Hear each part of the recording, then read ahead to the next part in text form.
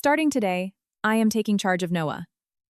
If anyone lays so much as a finger on this child, for whatever reason, I don't care who they are, I will absolutely not let it go.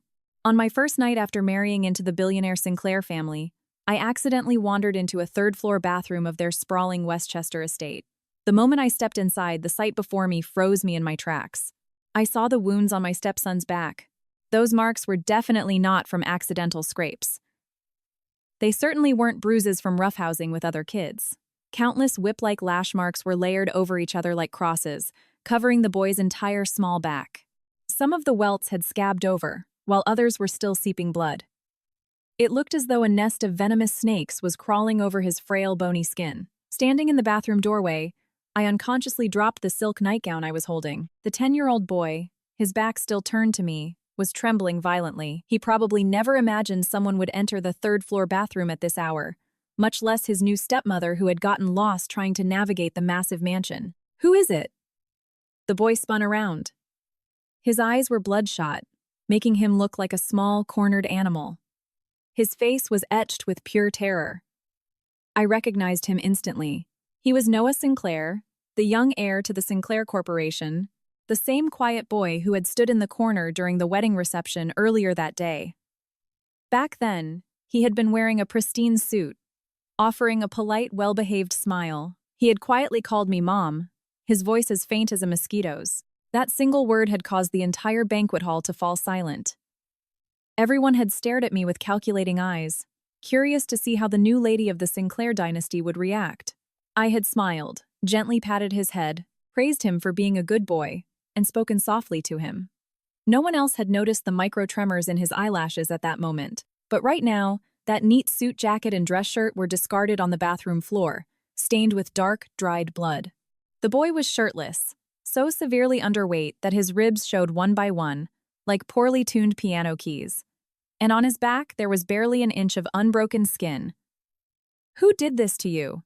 I asked before I could stop myself. My voice was thick with anger and heartbreak. The boy bit his lower lip hard and said nothing. However, his eyes involuntarily darted toward the door. I followed his gaze. From the master suite down the hall, I could faintly hear my new husband, Jonathan Sinclair, talking on the phone. His tone was calm, cold, and entirely identical to the way he had spoken at the wedding reception. "Did your father do this?" I asked quietly. Noah shook his head frantically, so hard his neck looked like it might snap. I crouched down to meet him at eye level. From this angle, his injuries were even more glaring. The corner of his lip was split, and a massive bruise covered his left cheekbone. There were streaks of dried blood under his eyes that he hadn't managed to wipe away. His long eyelashes fluttered, clumped with tears and dust. "Are you too scared to tell me?" When the boy finally spoke, his voice was terribly hoarse. It was hard to believe it belonged to a 10-year-old. "Miss, please don't get yourself in trouble." He called me Miss. I was no longer Mom. Along with the change in title, I sensed an unnatural, age-defying calmness in him. I knew that kind of calmness all too well. It was the expression that only surfaces after someone has been beaten countless times. The realization that begging, crying, or screaming for help is entirely useless. It's the face of someone who swallows all their agony deep into their gut to keep from making a sound. "Where is your mother?" I asked, my voice laced with worry. He lowered his eyes and replied softly, "She passed away." "How long ago?" 3 years. 3 years ago, at the age of 7, this boy lost his mother. And as his father took a new wife, these scars had multiplied on his back. I didn't ask who had beaten him anymore. Sometimes, you don't need an answer. The way the staff in this house looked at the boy was telling enough. Mrs. Hughes, the head housekeeper, looked at him like he was a nuisance, and the maids treated him like a burden. My husband, Jonathan, treated him as if he were invisible. So how was I, the new stepmother who had just moved in and taken over the master bedroom, supposed to look at him? When that clear mom rang out at the wedding, I had felt a chill run down my spine. Not because he called me mother, but because while all the guests were laughing, that boy remained entirely expressionless. If a 10-year-old doesn't smile at such a joyous event, adults might just think he's being immature. But I saw a glint in his eyes that was colder than ice. It was as if he knew exactly what his position in this household was. "Come with me," I said, standing up. I bent over, carefully picked up his blood-stained shirt, and draped it gently over his thin shoulders. The boy stood perfectly still, tilting his head up to look at me. His eyes were filled with deep distrust. "Where are we going?" he asked in a small voice. "To find a first aid kit," I replied. "It's no use." He shook his head minutely. The movement was so cautious, as if he feared even the slightest shift would aggravate his wounds. "Even if you put medicine on it, I'll just get hit again tomorrow." My hand froze in midair. "I'll just get hit again tomorrow." Those words pierced the deepest part of my brain like a needle. I remembered when I was 7. It was the day my mother remarried and moved us into my stepfather's house. My stepfather didn't beat me, but his son tormented me endlessly. The boy, who was 4 years older, made my life a living hell every single day. He locked me in cramped closets, stuffed my backpack with garbage, and poured freezing water on my bed. My mother knew all of this, but she never said a word. That house was her sanctuary, her financial security. She couldn't afford to ruin her new marriage because of me. And just like that, I became the most unnecessary existence in that household. Years later, I got accepted into a university, left that city, and never went back. My mother called me several times, and I answered. Listening to her crying over the phone, apologizing, I would comfort her, saying, "It's okay. It's all in the past." But some traumas never truly pass. The resentment and fury I buried during those years flowed deep inside me like an underground river. It just hadn't found a way to break the surface. Until today. "Tell me." My voice trembled slightly. Not out of fear, but because decades of suppressed emotions were threatening to erupt all at once. "Who hit you?" Noah kept shaking his head, refusing to speak. I took a deep breath, slowly stood up, cracked the bathroom door open, and stepped out. The corridor was long, lined with thick, plush carpeting that muffled my footsteps completely. The walls were decorated with Sinclair family portraits. Old black and white photos interspersed with modern color portraits acted like a silent history book of the dynasty. From the master bedroom, Jonathan's voice drifted out. He was still on the phone, discussing corporate acquisitions. His tone was as flat as someone reading a textbook, devoid of any emotional fluctuation. I walked past the master suite and glanced inside. He was standing with his back to the door, one hand in his pocket, the other holding his phone. His perfectly tailored suit highlighted his broad shoulders. Truthfully, he was a strikingly handsome man, perhaps the most handsome I had ever met. But what good were looks? A handsome man wasn't necessarily a good man. I continued down the hall and finally located the head housekeeper's quarters. The door was slightly ajar, and voices leaked out. The young master's personality would get him a beating in any household. "He's way too stubborn," one woman said. "Tell me about it," another chimed in. "Even at the wedding today, he insisted on wearing that worn-out shirt his late mother bought him." The chairwoman's face completely froze on the spot. "So, what happened?" someone asked eagerly. "The chairwoman ordered him stripped of it and forced him into a new suit." "You think he just took it?" He threw a massive fit. It took a few good slaps to the face to finally quiet him down. A few good slaps? I pictured Noah's face and thought to myself, there's no way it was just that. Someone shushed them, lowering her voice. "Keep it down. You know how the chairwoman is. She hates anyone defying her more than anything." She paused, then added, "Besides, he's just a kid. What's a few whacks going to change? The Sinclair family feeds and clothes him. He should be able to take a little discipline." My hand, resting on the doorknob, began to shake, not just from rage. The words were sickeningly familiar. What's a few hits? Kids need a heavy hand to become decent adults. Who doesn't get hit growing up? I had heard those exact phrases countless times. In the 3rd year of my mother's remarriage, my stepbrother pushed me down a flight of stairs, breaking my collarbone. My stepfather nonchalantly brushed it off. "Boys will be boys." He didn't do it on purpose. My mother just wept silently the entire drive to the hospital. But before we walked through the ER doors, she wiped her tears, looked at me with a deadly serious expression, and said, "Don't tell the doctor it happened at home. Tell them you tripped and fell down the stairs on your own." It broke my heart, but I quietly answered, "Yes, ma'am." I was exactly 10 years old that year. Noah's age. With that memory blazing in my mind, I gritted my teeth and shoved the housekeeper's door wide open. The two women inside jumped, their relaxed, gossipy expressions morphing into sheer panic in less than a second. They clearly hadn't expected anyone to intrude. Mrs. Hughes, a woman in her 50s wearing a crisp, dark navy uniform with not a hair out of place, froze with her teacup halfway to her mouth. Next to her was Betty, the cook, still wearing her apron and clutching a dishcloth. Panic was written all over her face. "Ma'am." Mrs. Hughes stammered, her voice tight with tension. I ignored her, striding straight into the room, yanking open the medical supply cabinet and rummaging through it. The two women exchanged bewildered glances but didn't dare ask what I was doing. Inside the cabinet were various ointments, bandages, and a bottle of antiseptic. And right next to them lay a heavy leather belt. I picked it up. The moment I did, I saw Mrs. Hughes' face drain of color. "Ma'am, that's..." She trailed off, her eyes darting nervously. "Who did it?" I demanded, locking eyes with her, my gaze unflinching. "Excuse me?" Mrs. Hughes played dumb, staring blankly for a second. "The injuries on Noah's back. Who beat him?" I raised my voice, the sound cutting through the room like glass. The room fell dead silent. The heavy quiet stretched for 5 seconds. Mrs. Hughes's eyes shifted, unable to hold my gaze. Betty's hands began to shake until she finally dropped her dishcloth onto the floor. "Ma'am, please don't concern yourself with this," Mrs. Hughes said, lowering her voice as she stepped closer. "This is Sinclair family business. You've only just arrived. There are many things you don't understand yet." "I asked who did it," I repeated. My tone wasn't loud, but every single syllable was hammered out with an undeniable authority. Mrs. Hughes flinched, biting her lip. She looked as though she wanted to argue. But finally, she forced out the words.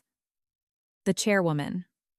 Hearing that, I turned on my heel and marched out, gripping the leather belt tightly in my hand. It had a heavy, solid weight to it. I strode down the long corridor, my heels clicking sharply against the thick carpet, passing by the beautiful paintings on the walls. From the master bedroom, Jonathan's voice still drifted out. He was still negotiating some business deal, entirely oblivious to the storm brewing in the hallway. At the end of the hall was a grand staircase. I descended to the second floor. My mother-in-law's suite was the largest room on the east side of the second floor. I had been there earlier that day to offer her tea. She had sat on her sofa, eyeing me with a glacial stare. "If you're the new daughter-in-law, a morning greeting is the bare minimum. Were you not taught any manners?" she had sneered. I quickly offered the teacup, but she ignored it, letting it sit on the table until she coldly remarked, "It's ruined now that it's cold." I had stood there, holding the cup, completely at a loss, while she continued talking to an associate beside her. She bragged about the lavish wedding, spoke passionately about Jonathan's bright corporate future, and calculated the endless benefits this strategic marriage would bring to the Sinclair empire. After ignoring me for 10 minutes, she tipped her chin up slightly as if just remembering I was there. "That's enough. I'll see you tomorrow." I had quietly set the cup down and turned to leave. Just as I reached the door, I heard her remark with absolute disdain. "Coming from a common, low-class family, it's no wonder she lacks basic etiquette." I had bitten my lip and swallowed the insult. I endured it when serving the tea. I endured standing there for 10 minutes, and I endured the jab about my low-class background. I had already made a pact with myself. Since I chose this path, I had to see it through. My marriage to Jonathan Sinclair wasn't born of love. I was a PR executive who had fought tooth and nail to survive in New York for 8 years. My career was thriving, but I lacked the key to enter high society. Jonathan needed a presentable, socially adept wife to solidify his business empire's image. It was a mutually beneficial alliance. I needed the status of the Sinclair matriarch, and he needed a wife who could leverage higher-tier social resources. I thought I could play the part well: a considerate wife, an elegant stepmother, an obedient daughter-in-law. I believed that no matter how uncomfortable I felt, I could endure it on the surface. But I was wrong. I never imagined that inside this grand house, a child was living with horrifying scars etched into his back. Those wounds weren't the result of a single bad day. They were the product of 3 years of torture. For 3 years, this boy had been crumbling in places no one cared to look. His silence, his patience, and his unnatural calm were all coping mechanisms born from relentless pain. At 7, Noah lost his mother. His father was too consumed by his empire to care for him. His grandmother, seeing him as an eyesore, loathed him. How hard had this child fought to survive in such an environment? He learned not to cry, not to cause trouble, and never to tattle.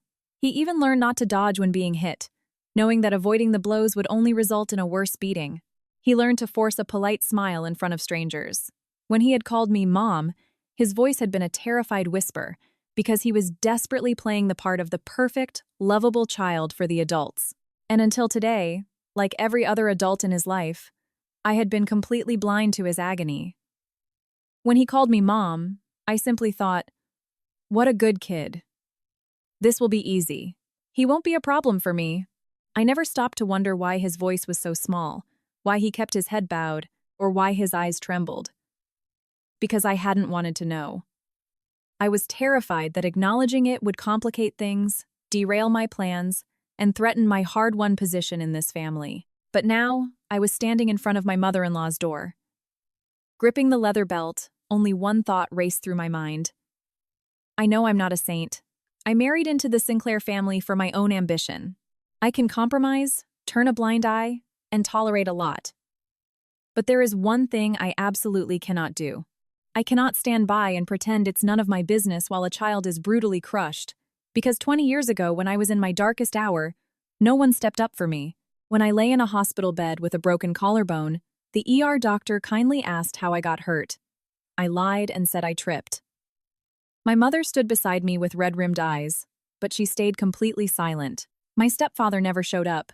My stepbrother never showed up. No one came. In that moment, a 10-year-old girl realized she was utterly alone in the world. From then on, I learned to protect myself. I studied like a maniac, worked like a maniac, and climbed the corporate ladder like a maniac. I armored myself so heavily that no one could ever hurt me again. And I succeeded. I got everything I wanted. But 10-year-old Noah was still waiting for someone to protect him. He waited for 3 years and no one came. Today, I arrived. I stood before Chairwoman Margaret Sinclair's door, took a deep breath, and knocked. "Come in," her voice rang out. It was the same arrogant, lazy drawl I had heard that morning. I slowly opened the door. Margaret was sitting up in her luxurious bed, leaning against a mountain of plush pillows. She held a book in one hand, reading glasses perched on her nose. The room was bathed in the warm, golden glow of ambient lamps, giving it a cozy, soft atmosphere. A faint, expensive floral scent wafted through the air. She looked like any ordinary, affluent grandmother relaxing in her suite. But I knew the truth. She was no ordinary grandmother. She was Margaret Sinclair, 62 years old, one of the founding pillars of the Sinclair Corporation. After her husband died, she steered the entire empire single-handedly. She only stepped back when her son, Jonathan, came of age. But she remained the true powerhouse of the family. Everyone feared her, and Jonathan was no exception. Margaret glanced at the leather belt in my hand and slightly furrowed her brow. "What is the meaning of this?" she asked, her tone laced with suspicion. My eyes scanned the room. On the nightstand next to her bed, I spotted a long, thin, wooden cane. Its dark brown surface was polished smooth, a clear sign of frequent use. Next to it sat a roll of bandages and a jar of ointment. It was the cane, not the belt. A wide belt causes blunt pain but rarely leaves distinct, sharp welts. A thin wooden cane, however, is different. A single strike draws blood, and when it scabs over, it leaves dark, jagged scars, like carving letters into skin. I stared at the cane for 3 seconds, then allowed the corners of my mouth to curl into a smile. "Mother," I said softly, my voice deceptively warm and gentle. "I came to ask you a question." "What is it?" she asked, peering over her glasses. "The wounds on Noah's back. Were you the one who beat him with that cane?"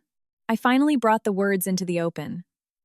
Margaret didn't lower her book, but her eyes instantly turned frigid. She stared at me intensely for 2 seconds before slowly closing the book and placing it on the nightstand. She took off her reading glasses and folded them deliberately. "Who put you up to asking that?" Her voice wasn't loud, but every syllable felt squeezed through her teeth, brimming with absolute hostility. No one put me up to it, I quickly clarified. I saw it myself. You went up to the third floor? Margaret demanded, her brow deeply furrowed. I got lost, I replied, pretending to be flustered. Lost? Margaret scoffed, her tone dripping with mockery. Is this house really that massive? That you would get lost? With that, she threw off her covers and stepped out of bed. She wore a deep burgundy silk robe and floral-embroidered slippers. Though past 60, she carried herself with an impeccably straight posture, and her gaze was as sharp as a scalpel. An untouchable aura of authority radiated from her. She walked up to me, looked me up and down, and locked her eyes on the belt in my hand.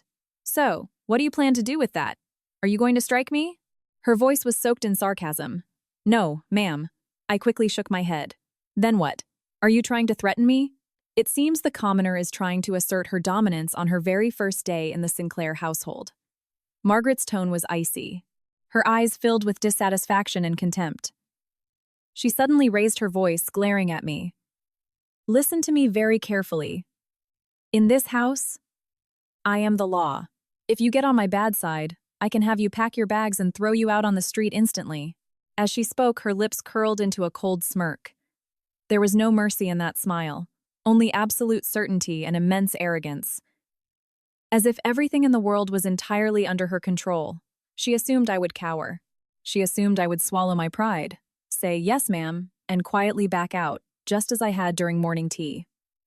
But she didn't know. The moment I saw those horrific scars in that third-floor bathroom, the string of tension I had kept tightly wound for 20 years snapped completely. I didn't come here to play the obedient daughter-in-law. I came to wage war. I gripped the belt tightly, met her gaze with unwavering resolve, and spoke calmly but forcefully. Mother, let me be blunt. Noah is only 10 years old. His back is covered in lacerations. You hit him with that cane, didn't you? And you've been doing it for 3 years. Since he was 7. Is that right? Margaret's face stiffened instantly. Not because her terrible secret was exposed, but because her authority was being challenged in a way it never had been before. As she opened her mouth to snap at me, I cut her off. Hold on. Please. Let me finish. Clutching the belt, I took a half-step forward. Margaret instinctively leaned back slightly. Catching that microscopic flinch, I knew she felt a flicker of fear. She wasn't afraid of me, but of the unprecedented fact that someone in this house was defying her.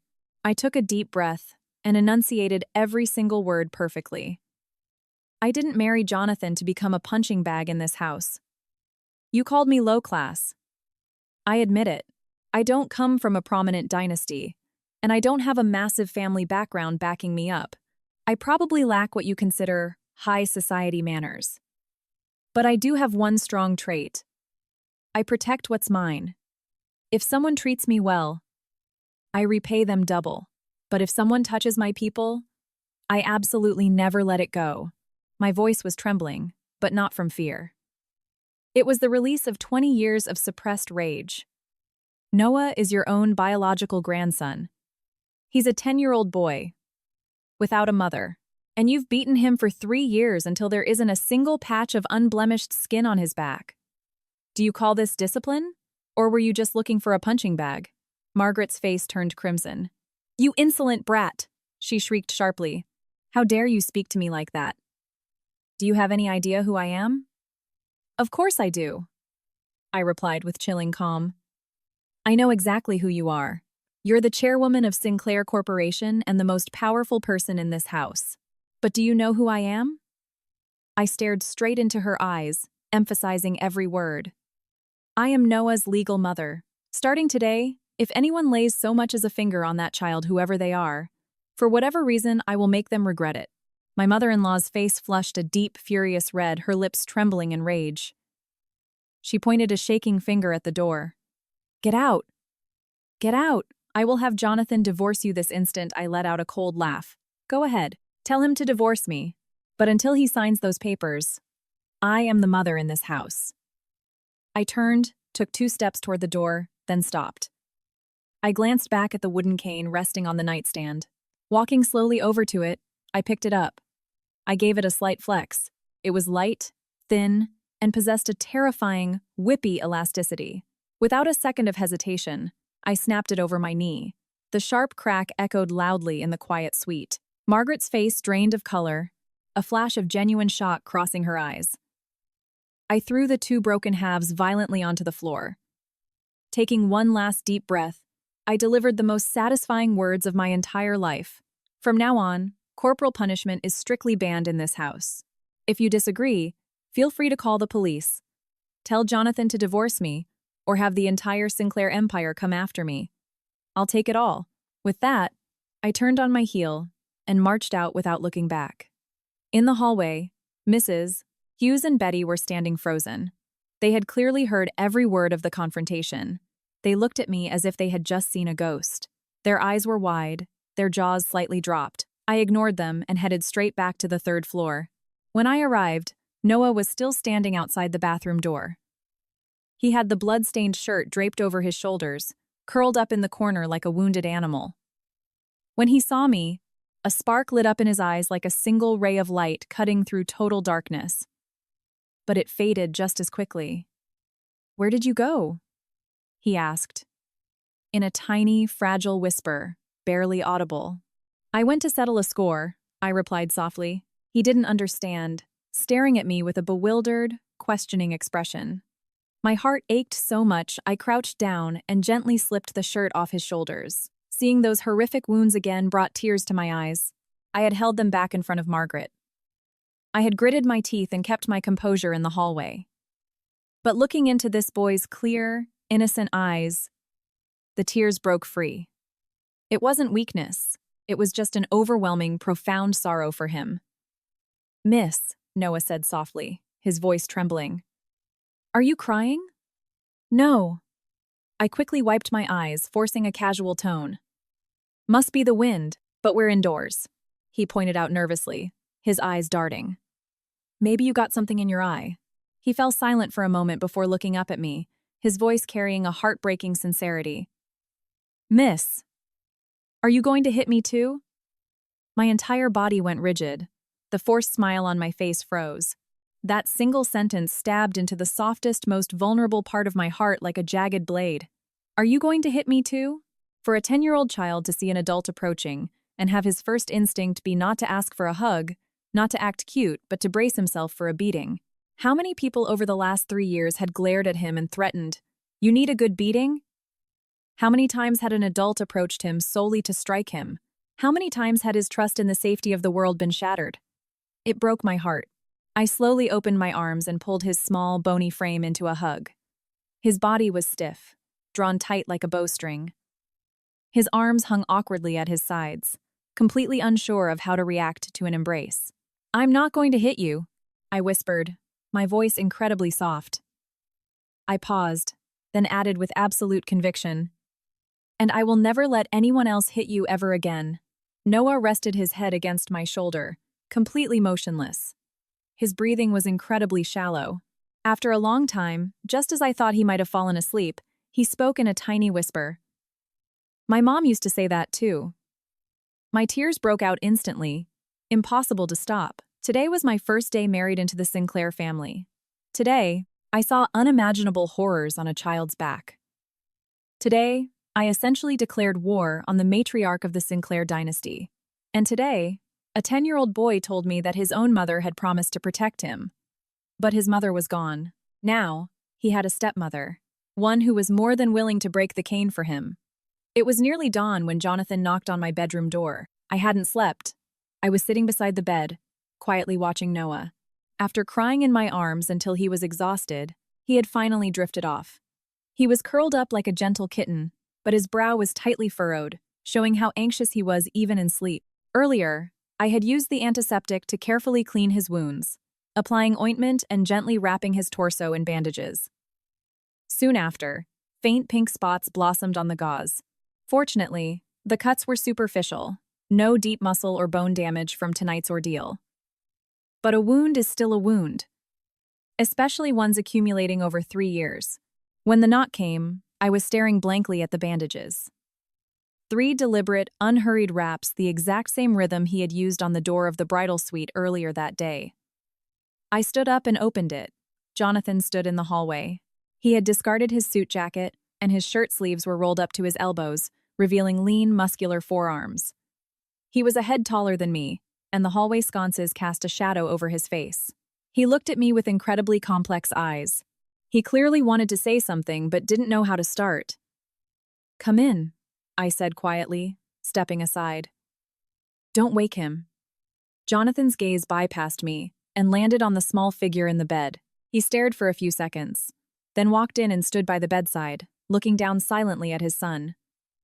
The room was deathly quiet, save for the low hum of the air conditioning. The wounds on his back, he finally spoke. His voice was pitched extremely low, as if suppressing something massive. "You saw them." "I did," I answered curtly. My voice was calm, but a tempest raged inside me. "My mother did it." His tone held a mixture of helplessness and bitter resignation, like confessing a shameful, unspeakable secret. "I know." I nodded quietly. My perception of this man and his family was rapidly shifting.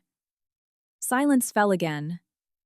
Jonathan's hands hung uselessly at his sides, clenching and unclenching into fists over and over. His knuckles turned white with the pressure. He seemed to be fighting an internal war. "What exactly do you want to say to me?" I asked, crossing my arms and leaning against the wall, watching him with cool detachment. He slowly turned his head. His eyes were dark and deep, like a frozen lake in winter, completely unreadable. "You shouldn't have spoken to my mother like that." The corner of my mouth twitched up into a smile entirely devoid of warmth. "And how should I have spoken to her? Should I have dropped to my knees and thanked her for flaying my son? He's not your son." His words were like a bucket of ice water dumped over my head, freezing me instantly. The air in the room grew suffocatingly heavy. I stared straight at him, and he didn't look away. Our gazes locked in the empty space between us. Just then, Noah shifted on the bed, mumbling something in his sleep. It sounded like he was calling out to someone. "Legally, he is," I said, taking a deep breath and maintaining my composure.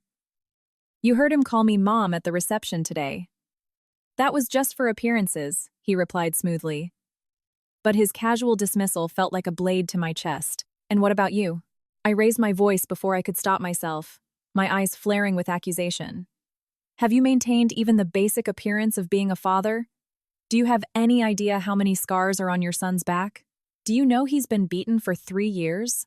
Did you know he was hiding in a bathroom today, crying silently because he was terrified someone would hear him and beat him more?" Jonathan's Adam's apple bobbed. His eyes wavered slightly. He remained silent for a long time. Just when I thought he wasn't going to answer, he delivered a sentence that turned my heart to ice. He looked at me with absolute seriousness and said, "He has been troublesome and disobedient since he was a toddler. My mother is just strict with him. It's for his own good." For his own good. Those 5 simple words. I had heard them from so many people. My stepfather proudly claimed that letting his son push me down the stairs was for my own good, so I would learn my place. My mother weakly told me her neglect was for my own good, so she could keep the family together.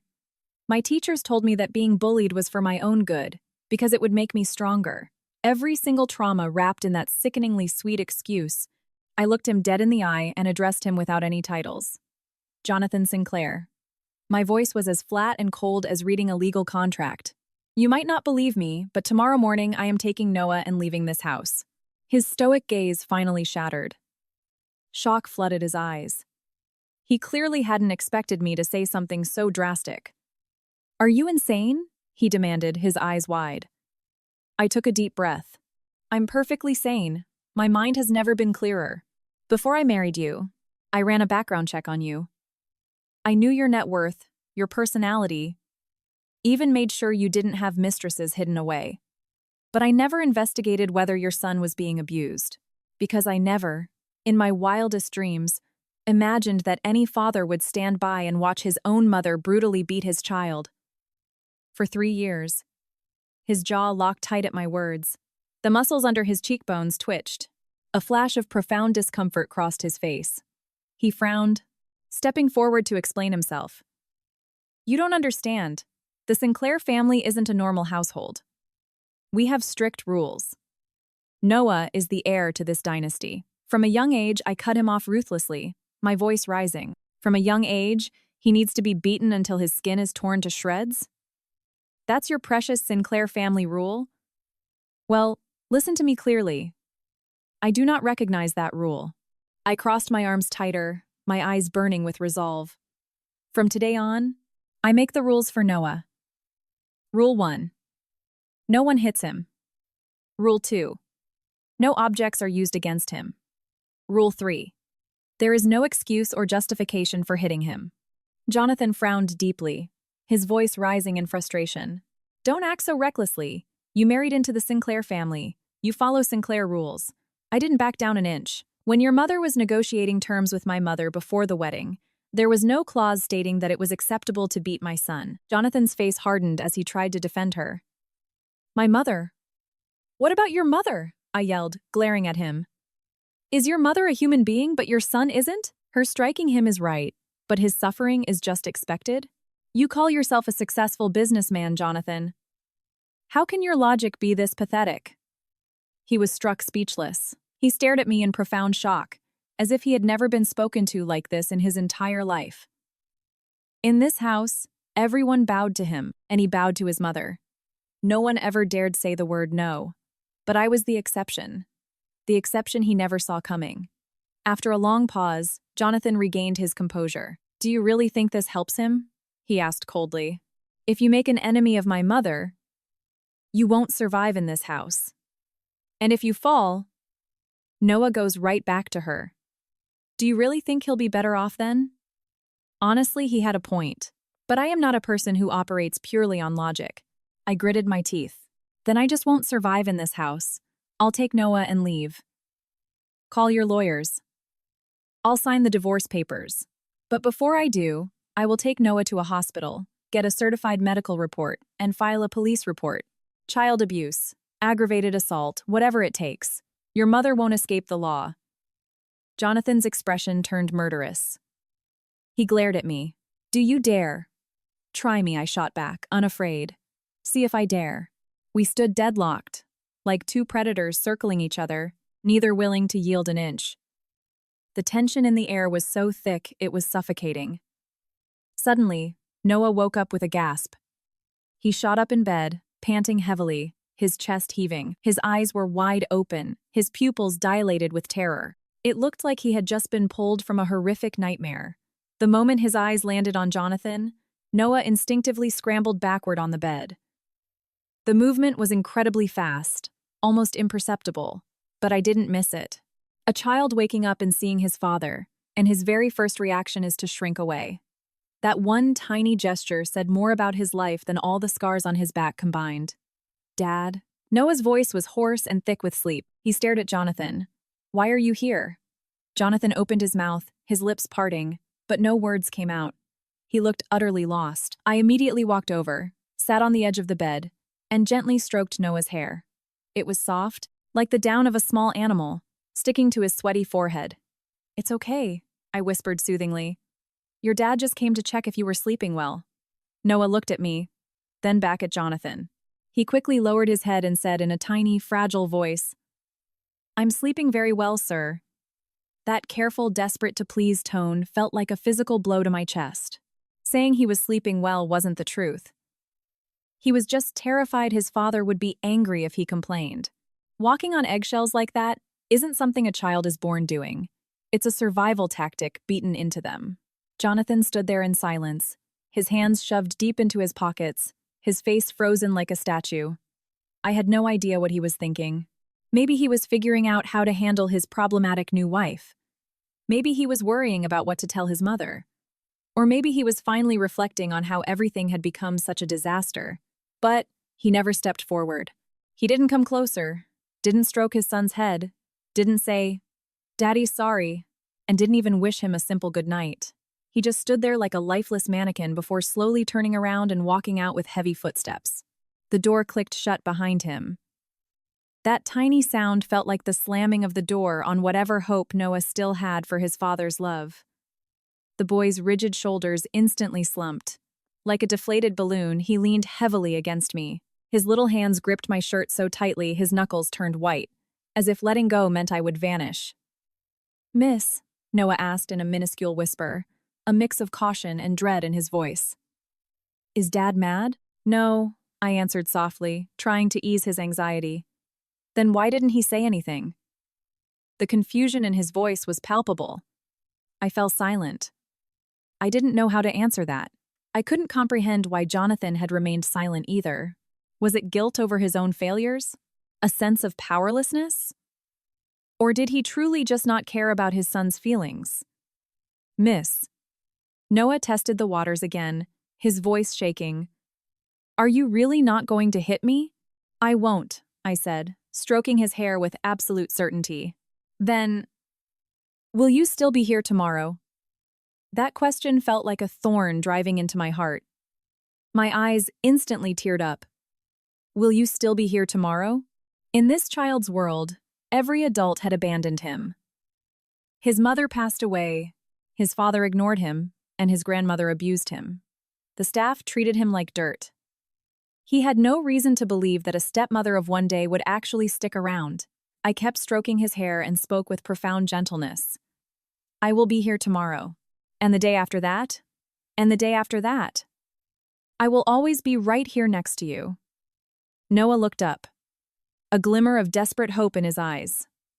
Really? I nodded solemnly. Really? Why would I lie to you? Noah stayed quiet for a long time. Finally, he buried his face in my arm and mumbled, It's okay if you lie to me. I'm used to it. I held him tight and sat in the dark room for a very long time. Eventually, my phone buzzed. It was a text from Jonathan. My mother wants to see you in the study at 8 a.m. tomorrow. I stared at the message, hesitated for a moment, and didn't reply. By 3 a.m., Noah had finally fallen into a deep sleep. His breathing was even, and his small face had regained a bit of color. I carefully laid him down, tucked him in, and left the room. The hallway was silent, illuminated only by the faint glow of the wall sconces. The light hit the portraits of the Sinclair ancestors. Their painted eyes seemed cold and judgmental, as if telling me I didn't belong here. And I knew it. I knew I didn't belong in this world. But since I was already here, I had no intention of going down without a fight. At exactly 8 a.m., I arrived at the study door. I purposely wore a crisp white silk blouse, black tailored trousers, and pulled my hair back into a low, sleek ponytail. I wore light, flawless makeup. I wasn't trying to look pretty for anyone. I wanted to look formidable for the negotiation table. This was the most crucial lesson I learned in PR. Look the part to command the room. The study door was open, and Margaret was already seated inside. She wore a deep purple pantsuit, her hair immaculately styled in an updo, wearing pearl earrings and a matching ring. She sat in a heavy mahogany chair, her posture rigidly perfect, her expression severe, like an imposing deity. Jonathan was sitting on a sofa nearby. He held a coffee cup, his eyes fixed on its rim, lost in thought. Mrs. Hughes stood respectfully behind Margaret, tightly clutching a folder. I walked in slowly and sat in the chair directly across from Margaret. No one invited me to sit, but I took my place with absolute confidence. Margaret's eye twitched, a flash of irritation crossing her face. About last night, she finally began. Her voice was steady, commanding, like a judge handing down a verdict. I have thought it over. Considering this is your first offense and you are unaccustomed to the Sinclair rules, I will let it slide this one time. However, you will apologize to me in front of Jonathan, and you will hand over everything you have to Mrs. Hughes. Everything I have? I raised an eyebrow, feigning confusion. The photos of the boy's injuries, Mrs. Hughes interjected hurriedly, a sycophantic expression on her face. Madam, you took photos and recorded audio on your phone last night, didn't you? I sat blankly for a second, then allowed a knowing smirk to spread across my face. A recording.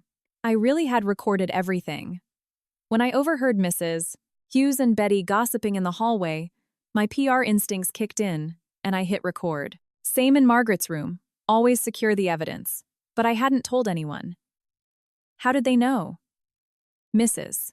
Hughes went through my phone while I was asleep, I stated, locking eyes with Margaret, my voice sharp. Margaret didn't flinch. She didn't even deny it. In this house, she declared sternly, there is no privacy. The moment you married into the Sinclair family, everything of yours belongs to us. I laughed. This time, I genuinely found it hilarious. I shook my head slightly. So let me get this straight. You had your housekeeper invade my room, dig through my phone to find my evidence, And now you're using that to extort an apology out of me. And you think this guarantees my place as the lady of the house? Margaret's chin rose, her tone absolute. This is not extortion. It is an opportunity, a chance to remain the Sinclair matriarch. I leaned back lazily in my chair, staring intently at the woman across from me. Over 60, impeccably groomed, draped in custom tailoring, possessing a flawless, ruthless logic. She was no generic evil step-grandmother. She was brilliant, scheming, and a terrifying force who had survived decades in cutthroat corporate America. She knew exactly how to break her opponents. But unfortunately for her, she didn't realize I was cut from the exact same cloth. "Mother," I said politely, "I have a few questions for you." Margaret tilted her chin up slightly, an arrogant signal to proceed. I paused, then asked with dead seriousness, "First, while beating Noah for 3 years, did it ever cross your mind that when he grows up, he will utterly despise you?" Margaret sneered. "I discipline him for his own good. He has no reason to hate me." I couldn't hold back a retort. Then who should he hate? Should he blame himself for deserving it? Margaret frowned deeply. "Do not play word games with me. Noah is the heir to the Sinclair empire. Every move he makes represents us. He must learn discipline, endurance, and absolute obedience from a young age. I wouldn't expect an outsider like you to grasp this logic." I ignored her justification and pressed on. Second, I slowly shifted my gaze to Jonathan. He had kept his head down, but looked up slowly when I spoke, glancing at me before looking away. "Did Jonathan know you were beating him?"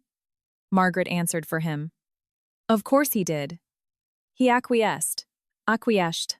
That word cut deeper and colder than any physical blow. A father knew his mother was torturing his child. He didn't lack the power to stop it. He simply chose to look the other way." Third, my voice began to tremble slightly. I fought to suppress my emotions, refusing to let my anger take control.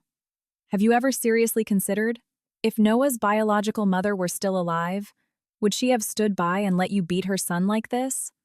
The study plunged into silence. Margaret's face turned to stone. It wasn't an expression of anger, it was an expression I couldn't read. Like I had prodded an old, festering wound. Jonathan's coffee cup slammed onto its saucer, the ceramic clattering sharply. "Why bring her up?" His voice was absolute zero. "Because she was his real mother," I stated fiercely. "Because she would have actually protected him. Not you, not your mother, and not anyone else in this house who turns a blind eye." "Enough." Margaret slammed her hand on the desk and shot up from her chair. She glared at me, screaming. "Do not think that just because you carry the Sinclair name, you can run wild in my house. Who do you think you are? You're just something we bought with our money." "You're bought and paid for." I stood up instantly, matching her glare. I spoke without an ounce of fear. "Bought and paid for? Am I a tool? An ornament? Or just an incubator meant to breed Jonathan's next heir? Go ahead, tell me. I'm all ears." Margaret's hands began to shake, her lips trembling.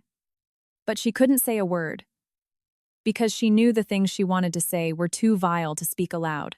I took a deep breath, slowly turned, and faced Jonathan.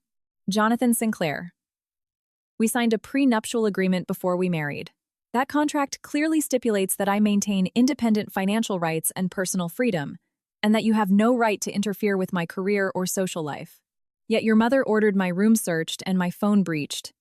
That is a direct violation of my privacy and my rights." I pulled my phone out of my pocket, tapped the screen to start the voice recorder, and gently placed it on the desk between us. I stared at him with unwavering determination. "If you cannot manage your family, I will have no choice but to let my lawyers handle this." Jonathan's stoic facade finally cracked. A flash of shock hit his eyes. Not fear, but the realization that the woman he married wasn't a docile, submissive trophy wife. She was a calculating adversary. "You signed a contract?" Margaret's voice went shrill in disbelief. "What contract? Jonathan? What kind of contract did you sign with this woman?" "Mother." Jonathan stood up slowly, looking exhausted. "We will discuss that later." "No! Tell me right now." Margaret refused to back down, her voice rising to a screech. "Mother!" Jonathan's voice boomed suddenly, raw with anger. That single word made even Margaret jump. Jonathan stood there, a vein throbbing in his temple. He gripped the edge of the desk so tightly his knuckles were white. The study went dead silent, the ticking of the grandfather clock echoing loudly. After a long moment, Jonathan slowly released the desk and turned to face me. His eyes were dark with judgment. "What do you want?" he asked coldly. "Nothing much," I said evenly, meeting his eyes with absolute honesty. "Just one thing." I straightened my posture, my gaze ironclad. "Starting today, I am taking full charge of Noah." Margaret's face contorted in fury. Her eyes went wide as she instantly screamed. "Absolutely not!" I didn't even look at her furious face. I kept my eyes entirely locked on Jonathan, projecting an irresistible force. I took a deep breath and spoke clearly, word by word. "From today on, I care for Noah.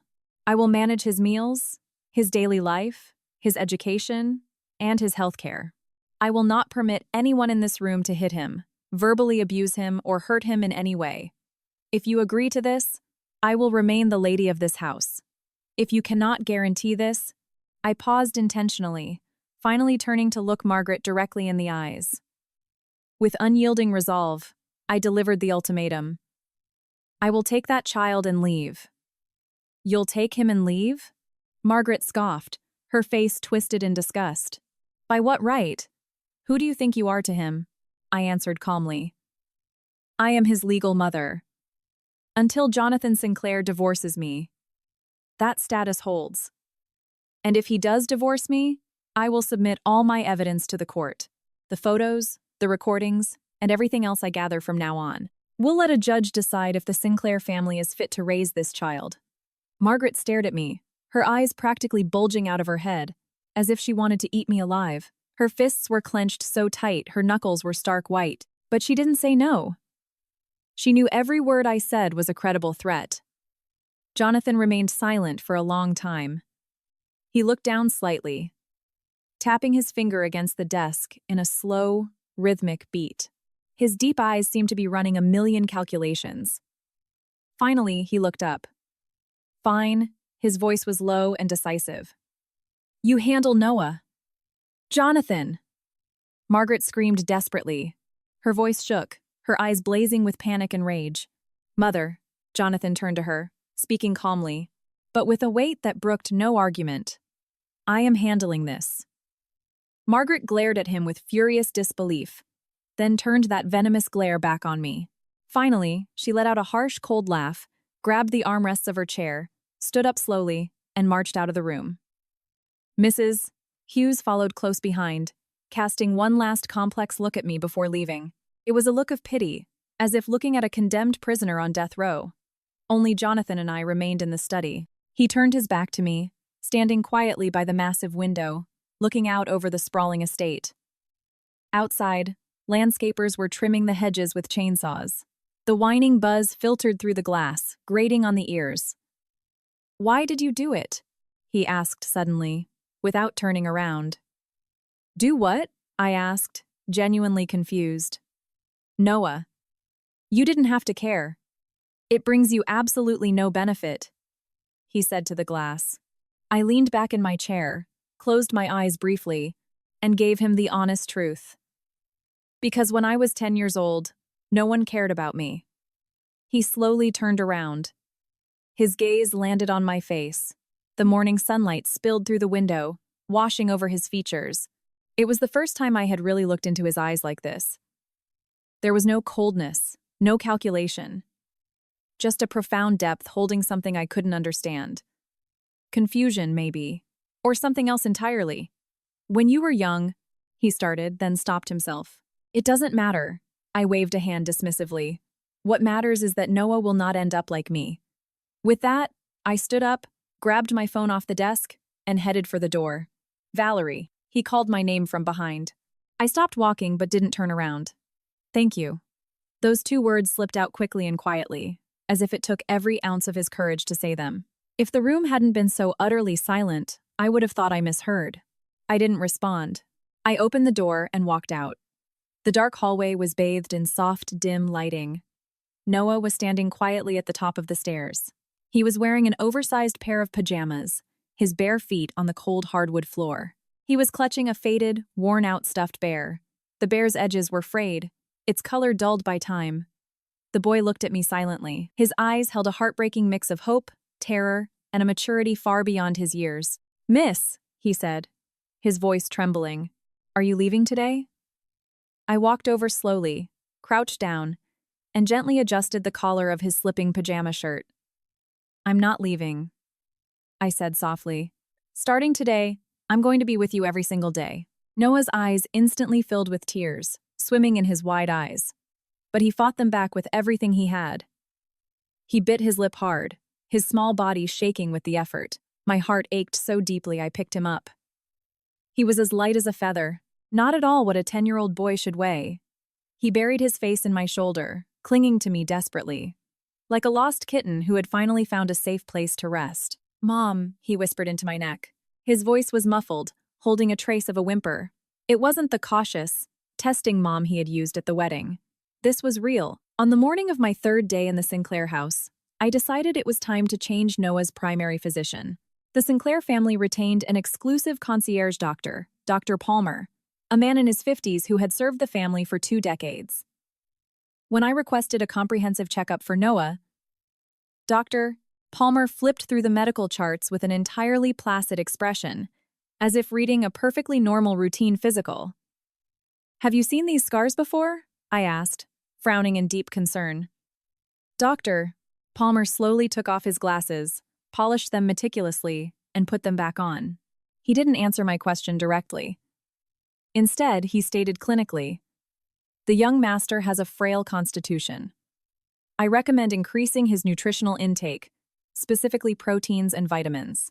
I asked if you had seen these injuries before. I stared a hole through him, demanding a real answer. He lowered his head slightly, avoiding my gaze, and remained silent. My heart sank. I realized in that moment that he had seen them. He just chose not to speak of them. In this dynasty, everyone had reached a silent consensus. They saw it but pretended not to. They knew, but played dumb. This was how you survived the Sinclair family. Noah's test results came back, and they were far worse than I anticipated. Aside from the horrific lash marks, the boy's right pinky finger had previously been fractured. Without proper, timely medical intervention, the bone had healed crooked. His third left rib also showed signs of a hairline fracture from about 2 years ago. It had healed naturally, but poorly, leaving a small calcified bump. The report also noted severe malnutrition and mild anemia. His height and weight were drastically below average for a boy his age. I furrowed my brow, my voice shaking as I asked, "When did these fractures happen?" Dr. Palmer pushed his glasses up his nose, consulting the chart. "The finger fracture appears to be from roughly a 1.5 years ago. The rib fracture is about 2 years old. Without the original incident reports, it's difficult to pinpoint exact dates. A 1.5 years ago, Noah was 8.5. 2 years ago, he was barely 8, an 8-year-old boy with a broken finger and a fractured rib, and no one took him to a hospital. No one asked if he was in pain. He was forced to endure it, waiting for the bones to fuse back together on their own." The thought made my eyes burn. I fought back the tears and closed the medical file. I took 3 deep breaths to center myself before addressing the doctor. I refused to cry in front of him. "From today on," I said, my face deadly serious, "every single medical intervention for Noah will be heavily documented. I want detailed written records for every examination, treatment, and bandage change. Understood?" Dr. Palmer glanced at me, a flicker of comprehension passing through his eyes, and nodded. He didn't ask why. The next morning, I woke up early, steeled myself, and prepared to visit Noah's school. Noah attended the most elite private prep school in Westchester, where tuition ran tens of thousands of dollars a year. The Sinclair family wrote the checks. But beyond that, no one in the household cared how he was actually doing. His homeroom teacher was Miss Blonget Davis, a woman in her early 30s with curly hair and a habit of pushing her glasses up her nose when she spoke. When I explained who I was and why I was there, her expression shifted uncomfortably. Her eyes darted away. "Noah's grades have been steadily declining," she said, her brow furrowed with concern. "In the 3rd grade, He was easily in the top 15 of his class, but this semester he's dropped out of the top 30. On the first math assessment this term, he scored a 58. Have you noticed any unusual behavior in class? I pressed. Inability to focus, extreme mood swings. Anything like that? Miss. Davis looked down, thinking for a moment. He doesn't talk much, and he doesn't have any friends. Sometimes he just stares off into space during lessons, and I have to call his name several times to get his attention. He frequently asks to be excused from PE, saying he feels unwell. Did you ever contact his family? I tried. Miss Davis's expression grew even more awkward. She offered a tight smile. Every time I called, the housekeeper answered and said she would pass the message along. Whenever I sent permission slips home requiring a signature, he would bring them back the next day, but the handwriting never quite looked like an adult's. I didn't say anything, but my heart broke. I knew exactly what happened. Noah had forged the signatures himself. He couldn't risk the school calling his family. Every time his parents were summoned to school, the only thing waiting for him at home was the cane. I looked at Miss Davis with absolute sincerity. Miss Davis, from today on, contact me directly for anything concerning Noah. I will leave you my personal cell number and email. Furthermore, if you notice anything unusual if he comes to school with new bruises, if his mood changes drastically, or if he gets into an argument with another student, please inform me immediately. Miss Davis nodded quietly. She hesitated for a moment before speaking up. Mrs. Sinclair, I don't know if I should say this, but please, tell me. I encouraged her. Last semester, Noah tripped and fell during PE. His sleeve tore, and his arm was covered in. She paused, choosing her words carefully. Countless bruises. I asked him what happened, and he said he fell at home. I didn't believe him, so I called the house. His grandmother answered, She told me kids get banged up all the time and told me not to make a fuss over nothing. And after that? I asked. After that? I stopped asking. She looked down, her voice dropping. It's difficult for a school to intervene in these matters, especially when the family is uncooperative. There's only so much a teacher can do. I didn't blame her. I knew it wasn't that she didn't care. She simply couldn't risk it. Everyone in New York knew the power of the Sinclair Corporation. Crossing them could mean the end of her career. But I was different. I didn't have to fear the Sinclairs. I didn't marry into this family to cower before them. At 3:30 p.m., I arrived at the school gates early to wait for Noah. When Noah walked out and saw me waiting, he couldn't hide his shock. Normally, the family chauffeur, a quiet man in his 50s, picked him up. The driver considered his job done the second he dropped the boy at the estate gates and never asked a single question. So, this was the first time Noah had ever seen someone actively waiting for him at the school gates. He walked out slowly, his backpack slung over his shoulders. The moment he reached me, a complex wave of emotion crossed his face. It wasn't joy or relief, it was uncertainty. As if he needed to verify whether I was really standing there or if he was dreaming. Miss, he said, walking up and looking at me with a bewildered tone. The strap of his backpack slipped off his shoulder, and he hurriedly pulled it back up.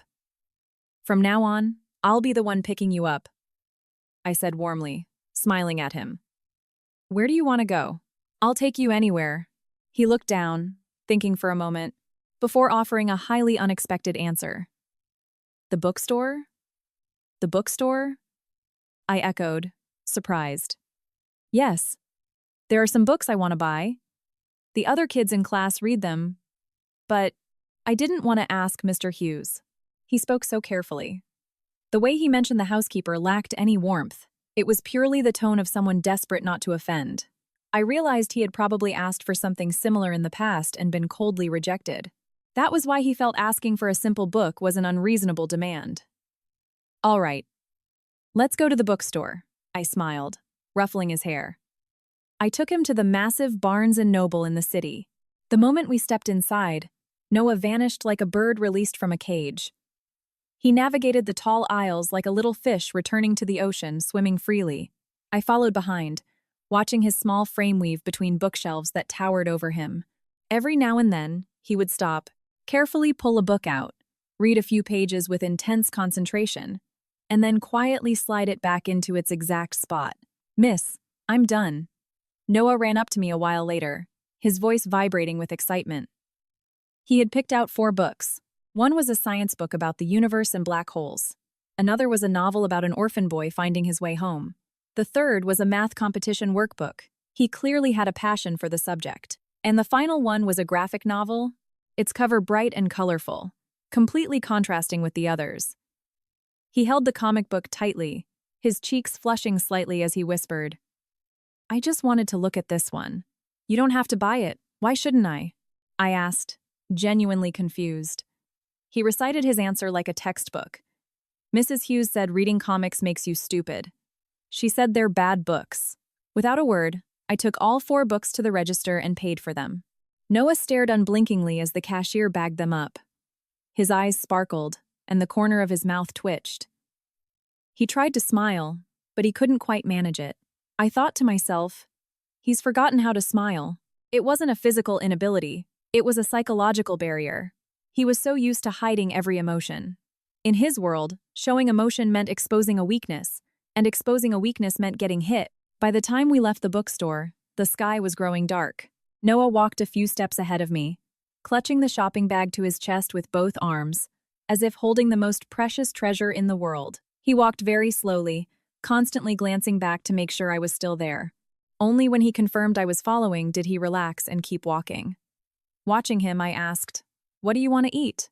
He lowered his head, thought for a moment and muttered, "Whatever you want, miss." I pressed him. "I'm asking what you want to eat." His head dropped lower. He started drawing circles on the pavement with the toe of his shoe. After a very long pause, he gathered his courage. "I want a burger." Hearing that made my chest tighten. A 10-year-old boy wanting a hamburger had to express the desire so carefully, as if asking for the moon. "Perfect," I smiled. "Let's go get burgers." I took him to a classic American burger joint nearby. I ordered 2 burgers, a large order of fries, and 2 sodas. Noah sat across from me in the booth. He didn't look like a kid enjoying a treat. He looked like he was executing a highly delicate mission. He ate excruciatingly slowly, taking microscopic bites, chewing each one for an eternity. His eyes constantly darted around, carefully observing his surroundings as if waiting for someone to scold him. "Eat slowly. There's no rush," I said gently. He nodded quietly, but his pace didn't change. Halfway through the burger, he suddenly stopped. He stared intently at the half-eaten sandwich in his hands, his eyes welling with old memories. After a long silence, he spoke in a tiny voice. "My mom used to bring me here to eat burgers, too." This was the first time Noah had ever brought up his biological mother to me, of his own volition. I stayed quiet, waiting for him to continue. "It was a really long time ago." His voice grew even fainter. "Later, when Mom got sick, she couldn't take me out anymore. And then, she was gone." His tone was so incredibly flat, as if he were discussing the weather. But his hands were shaking minutely, and the paper wrapper crinkled loudly under his grip. "Do you miss her?" I asked, my heart aching. He didn't answer directly. Instead, he said something that broke me completely. "Sometimes I think, maybe she left because I wasn't a good enough boy. Your mother didn't abandon you. She got sick and had to go somewhere very far away." "I know," he whispered. "But sometimes I just can't help thinking it." I put my soda down and reached across the table to gently take his hand. His fingers were tiny and freezing cold, the joints protruding like dry twigs. "What did your mom say to you before she left?" Noah's eyes instantly reddened, but he fought with everything he had to keep the tears from falling. He stared down at the crumpled burger wrapper, his lips trembling violently, before forcing out a few words. "She told me to live a good life." The tears I didn't know I was holding back spilled over. For a dying mother's final wish to be live a good life. How much reluctance, how much helplessness, how much agony must she have felt, knowing she couldn't protect him? Only a mother could truly understand that despair. But Noah hadn't lived a good life. His back was ruined. His finger had been broken. His ribs fractured. He spent every second of his existence walking on thin ice. He had no concept of what a good life actually looked like, because he had never experienced one. My voice was thick with emotion. Noah. I called his name gently. When your mom told you to live a good life, she didn't mean you have to act the way other people want you to. She meant she wanted you to be happy, exactly as you are. Only when you're happy can she finally rest in peace. Noah slowly looked up, meeting my eyes. The dam finally broke. Massive, heavy tears rolled down his cheeks, dropping onto the burger wrapper and leaving dark, wet stains. He choked back a sob and asked, "Miss, is it okay if I cry?" My heart shattered all over again. For a child to ask permission to cry meant that in his world, even the most basic human emotion required authorization. Unauthorized emotions, unauthorized expressions, unauthorized existence. "Yes," I whispered, my voice breaking. "Cry as much as you need to. I'll stay right here with you." He suppressed his wails, pressing his small fists against his mouth, letting out low, heart-wrenching sobs, like a wounded animal crying in the dark. A few people in the restaurant threw curious glances our way, but I didn't care. I stood up, pulled him out of the booth, and hugged him tight, letting him cry his heart out onto my shoulder. He cried for a very long time. The burgers went cold, and the ice and the sodas melted away completely. Outside the windows, the streetlights flickered to life, and the sky turned pitch black. Finally, he lifted his head from my shoulder. His eyes were puffy and red like ripe peaches, and his nose was bright pink. He looked absolutely miserable, but the way he looked at me was different now. Something new had blossomed in those eyes. Trust. A 10-year-old boy had finally decided to trust an adult. It was almost 8 p.m. by the time we returned to the Sinclair estate. The moment the gates opened, I saw Jonathan's car parked in front of the main house. The sleek black Maybach was understated but impossibly expensive. The fact that he was home meant tonight wasn't going to be peaceful. Sure enough, the moment we walked through the door, Mrs. Hughes hurried over. She offered a stiff, professional smile. "Madam, Mr. Sinclair is waiting for you in the study. He has matters to discuss with you." I handed the bookstore bag to Noah and spoke gently. "Noah, head upstairs first." "I'll be right up." Noah took the bag, looked at me, and licked his lips. He wanted to say something but held back. He turned toward the stairs, walked 2 steps, and stopped. He looked back at me, his eyes clearly pleading. "Please be careful." I offered him a reassuring smile and headed for the study. The heavy oak doors were shut tight. I knocked twice, and Jonathan's voice called out from within. "Come in." I opened the door. He was seated behind his massive desk. Piles of documents were spread out before him, and he held a luxury fountain pen, signing a paper. He had changed into comfortable loungewear, his hair slightly messy, a few strands falling over his forehead. He looked younger than usual, but incredibly exhausted. He tilted his chin toward a chair. "Sit." I took the seat across from him, kept my back perfectly straight, and waited in silence for him to speak. He slowly set the pen down, leaned back in his leather chair, and fixed his judging gaze on me. "I hear you took Noah out today," he said, his voice low. "We went to the bookstore and got burgers," I answered concisely, my face blank. He frowned, clearly displeased. "Why didn't you tell anyone in the house you were leaving?" I raised my chin, refusing to be cowed. "Do I need permission to take my own son out?" His frown deepened, but he didn't argue the point. Instead, he picked up a document from the desk and slid it toward me. "Read this." I picked it up and flipped through the pages. My eyes narrowed. It was a legal guardianship transfer agreement. The gist of it was that Jonathan was formally transferring all daily guardianship rights of Noah to me: meals, education, healthcare, the works. But in exchange, I was required to sign a supplementary agreement waiving significant financial rights to the Sinclair estate in the event of a divorce. I read the contract from start to finish, then casually dropped it back onto the desk. I looked at him with hard eyes. "So you brought in the lawyers?" I stated, skepticism lacing my tone. "Naturally," he replied without hesitation. I paused, then asked, "Did your lawyer draft this? Or did your mother's lawyer draft this?" Jonathan's face stiffened. His eyes wavered for a fraction of a second. "Does it make a difference?" he asked, a defensive edge creeping into his voice. "It makes all the difference in the world," I said severely. If your lawyer drafted it, it means you're trying to negotiate with me. If your mother's lawyer drafted it, it means you have no power at all, and you're just her messenger boy. Jonathan stared at me for several seconds. The shock in his eyes gave way to a slow, rising smirk. It wasn't a mocking smile. It was a smile of genuine acknowledgement. As if he finally realized I was a formidable opponent.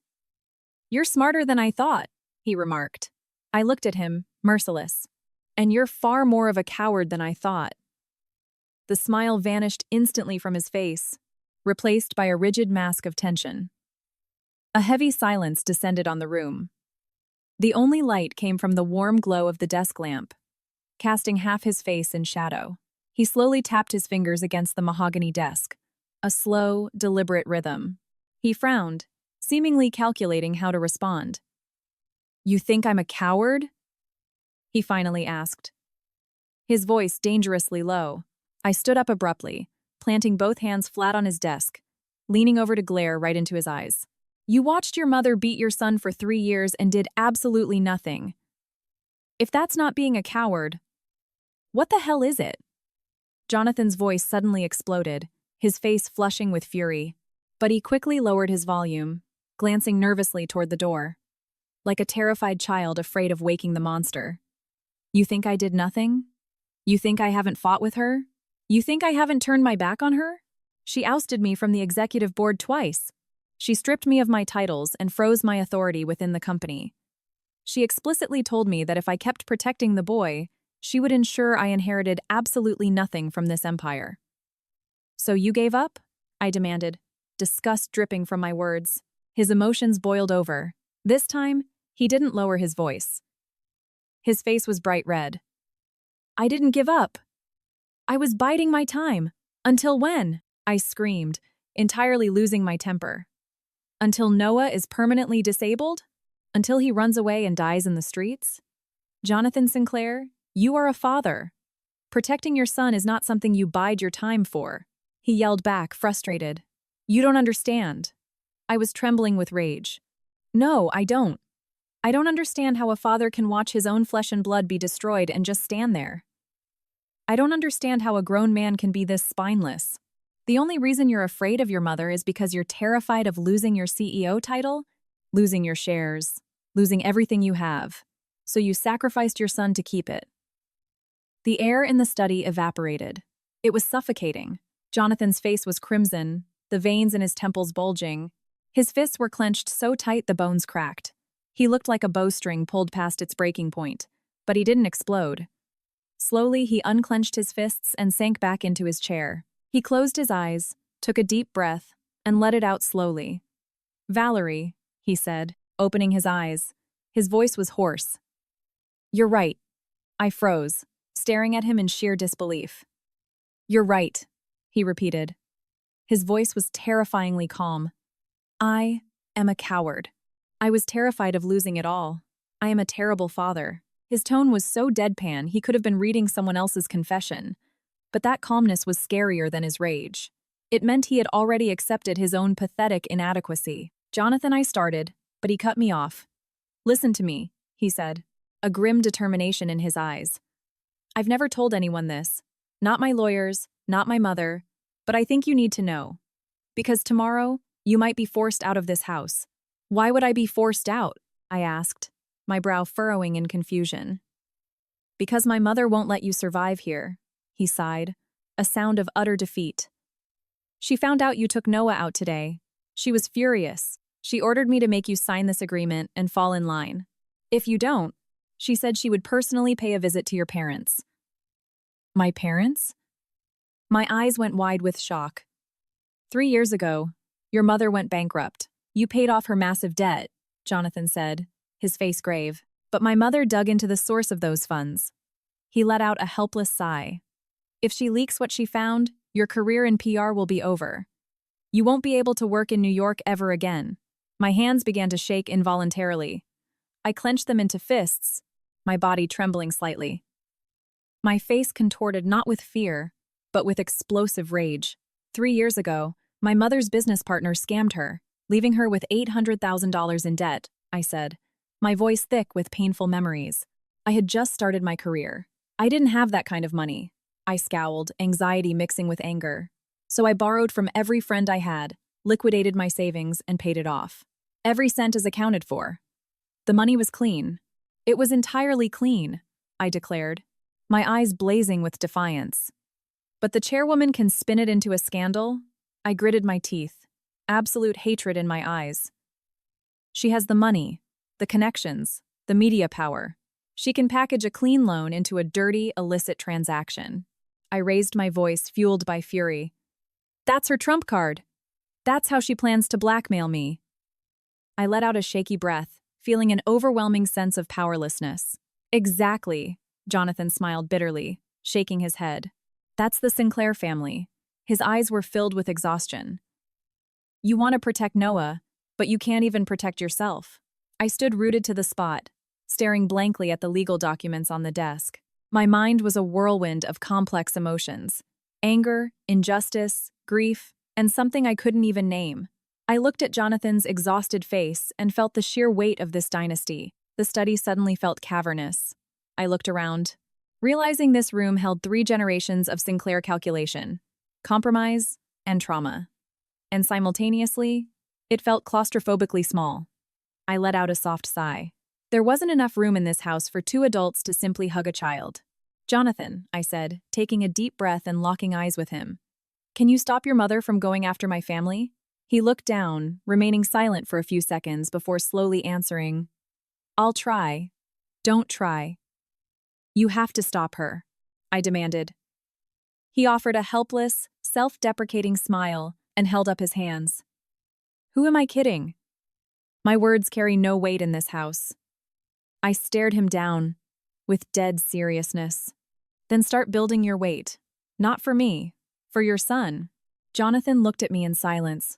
A spark I had never seen before ignited in his eyes. It wasn't anger or helplessness. It was a burning intensity, like a match struck in a pitch-black room. What do you want me to do? He asked. Let Noah and me move out of this house, I said without missing a beat. He immediately refused. No, I don't mean leaving the estate entirely, I quickly clarified. Let us move into the East Wing guest house. It's far from the main mansion, but still on the property.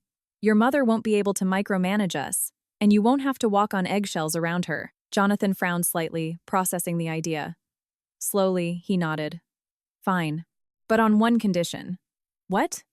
Once a week, you bring Noah to the main house to have dinner with me. Deal. I held out my hand, and he took it.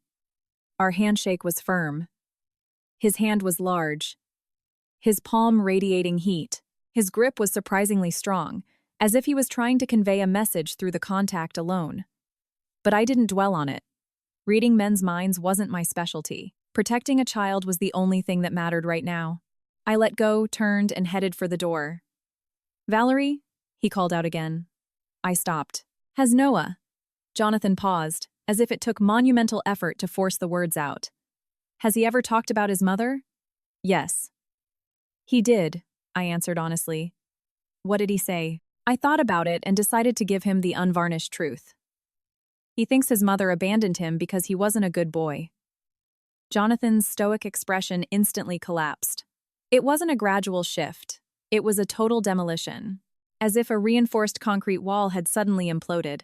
Every ounce of his camouflage, his restraint, his mask of Jonathan Sinclair, ruthless CEO, vanished in a heartbeat.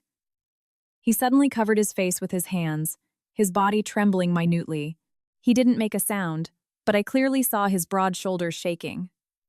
I stood quietly by the door, watching him. I didn't know what to do. This man had made my life difficult, acted like a coward, avoided his problems, and done absolutely nothing to stop horrific abuse. I had 100 reasons to despise him. But watching a grown man cry silently in front of me, the only thing I felt was pity. Not because he was Jonathan Sinclair, because he was Noah's father. Unqualified, cowardly, but still a father. I hesitated, but didn't walk over to comfort him. I didn't think he deserved comforting. Yet, I didn't leave immediately either. I suddenly wondered, if Noah were standing here right now, would he want his father to cry alone? I stood there for a full minute, my heart conflicted. Then, I quietly opened the door, slipped out, and closed it behind me. The corridor was dead quiet. The sconces provided a dim, gentle glow. I slowly walked upstairs. As I passed the second-floor landing, I noticed Margaret's bedroom door was slightly ajar. Bright light spilled into the hall, along with faint voices. "That woman is an outsider. She's been here a few days, and she's already trying to flip this house upside down," Margaret was saying, her voice thick with fury. "Please calm down, chairwoman. Mr. Sinclair won't let her run wild." Another voice, likely an aide, soothed her. "Jonathan is completely bewitched by her. He's lost his mind. I had my people keep an eye on him. Last night, he stayed in his study until dawn, digging through files." "I know it has something to do with her," Margaret spat angrily. "What kind of files?" the aide asked. "I don't know, but it's definitely about that woman," Margaret scoffed coldly. Hearing their plotting made me anxious. I picked up my pace and headed to the third floor. The lights were blazing in Noah's room.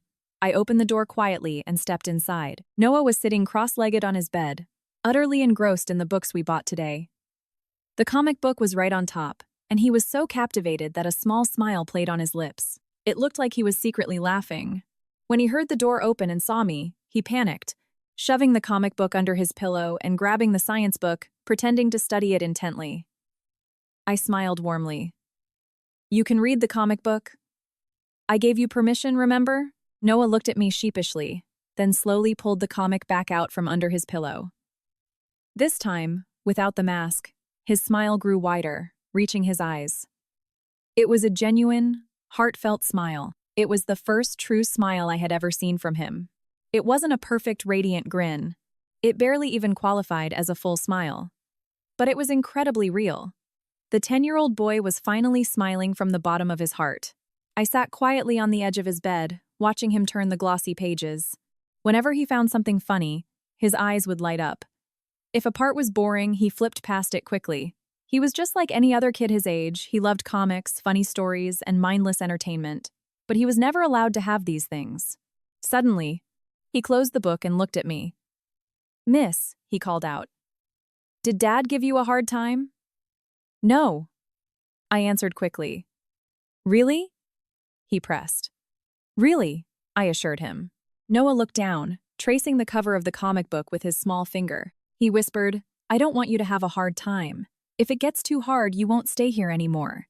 "Where would I go?" I asked, surprised. He replied matter-of-factly, "Anywhere is fine. I have experience." Experience. Hearing a 10-year-old child say I have experience with such eerie maturity sent chills down my spine. What on earth had he gone through to say something like that? "Noah," I said softly. He looked up at me. "Have you run away from home before?" He nodded silently. "How many times?" "3 times," he answered. "How far did you get?" He spoke calmly. "To the train station. I wanted to go to my grandmother's house, my mom's mom. But when I got to the station, I realized I didn't know where she lived. So I just came back." "And after you came back?" I asked, my heart in my throat. His body visibly shrank. His voice dropped to a whisper, terrified someone might overhear. "I got beaten. Grandma said I embarrassed her by being a foolish brat. She hit me with the cane for a really, really long time. My chest physically ached. I closed my eyes and took a ragged breath. And after that, I never ran away again," he said blankly. "Running away doesn't work, and when you come back, you just get beaten worse. It's better to just stay and take one less beating." His tone was so unnervingly flat it felt surreal. A 10-year-old recounting his own horrific abuse, as if he were reading a textbook. It wasn't because it didn't hurt. It was because he had learned to bury the agony so deep that no one could see it. He knew that showing pain was completely useless. "Noah," I said softly. He slowly lifted his head. "If you ever want to run away again, you have to take me with you. Okay?" He stared at me blankly for a second. Then, the corners of his mouth tilted up, and his eyes crinkled. A genuine, unrestrained smile. The pure smile a child is supposed to have. "Okay," he said, holding out his hand. "Promise." I hooked my pinky finger around his. His hand was small and cold, but he gripped my finger with surprising strength. As if he was terrified the promise would evaporate. Promise, stamp it, and never change for 100 years. He chanted the childish vow, enunciating every syllable. He looked as serious as someone taking a sacred oath. I held his pinky tight and silently swore to myself, I won't change for 100 years. On our first night in the East Wing, Noah couldn't sleep. Not out of fear, but out of sheer excitement. He paced around his new bedroom, his eyes shining with unfiltered joy. He gently touched the nightstand, running his fingers over the smooth wood, trying to process the reality of it. He walked over to his desk, stroking the surface with absolute wonder. Finally, he went to his closet and carefully gripped the handle, as if he had finally caught hold of his own slice of happiness. "Miss, is this really my room?" he asked, looking at me with eyes full of hope and disbelief. "Yes. It's your room," I smiled warmly. Seeing him this thrilled made my heart swell. "Can I put my things wherever I want?" he asked, his voice still cautious. "Of course," I said firmly.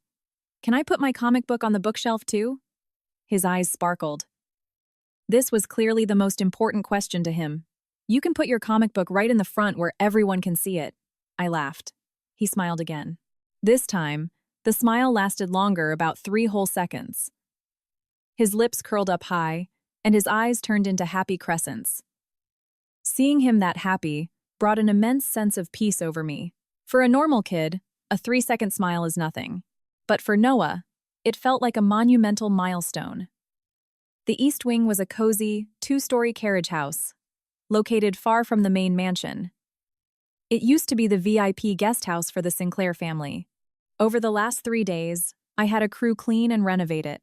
The first floor was converted into a spacious living room and an open kitchen. The second floor had 3 rooms: Noah's bedroom, my bedroom, and a study. Jonathan had arranged for brand new furniture and appliances to be delivered. The items arrived with the tags still on. The delivery manager had bowed politely and said, "Mr. Sinclair instructed us to let you furnish the place however you like, without needing to report to the main house." I thought to myself, is this Jonathan showing goodwill? Or is this just a compromise he made with his mother? Maybe he just wanted me tucked away in the East Wing so I wouldn't cause trouble. But regardless of his motives, this was exactly what I wanted. I needed distance from Margaret. I needed a relatively independent space where Noah and I could actually breathe. By our 4th day in the East Wing, Margaret's retaliation quietly began. First, our estate catering was cut off. Originally, all 3 meals were prepared in the main mansion's commercial kitchen and delivered to the various wings by the staff. But that morning, Mrs. Hughes called, her voice dripping with fake apologetic tones. "The chairwoman says the East Wing is simply too far and the food gets cold in transit. She suggests you utilize your own kitchen from now on." But the East Wing didn't have a fully functioning kitchen. Because it was historically a guest suite, it only had a small kitchenette with a mini fridge and an electric kettle. There wasn't even a stove. Next, the cleaning staff was withdrawn. Mrs. Hughes claimed they were short-staffed and that we would have to manage our own housekeeping. Then, the Wi-Fi was inexplicably disconnected. The estate's IT department informed me that the lines needed maintenance and would take about a week to fix. These things seemed petty, but combined, they formed an invisible net designed to strangle me. If there's no food, I can cook. If there's no maid, I can clean. If there's no internet, I can use my cell phone hotspot. I knew exactly what Margaret was doing. She wasn't trying to kill me. She was trying to force me to submit and acknowledge that she was the absolute law of the Sinclair dynasty.